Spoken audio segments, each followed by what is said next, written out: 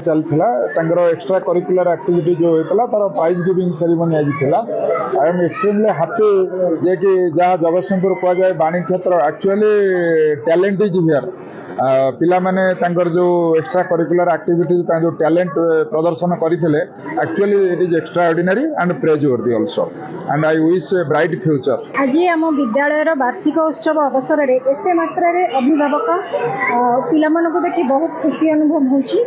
तो आमको बहुत सहयोग कर गार्डियन पेरेंट्स और टीचर मानकर बहुत सहयोग फल बहुत सुंदर होपर आहरी सांस्कृतिक कार्यक्रम आयोजन रही पिला माने गोटे बहुत सुंदर ड्रामा परिवेषण करेंगे। तो आज बहुत खुशी भी लगुच। Anita Das principal of royal kids English medium school.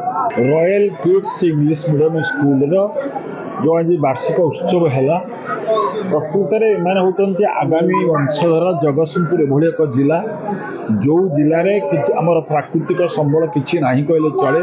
गोटे बड़ संबल हो मानव संबल।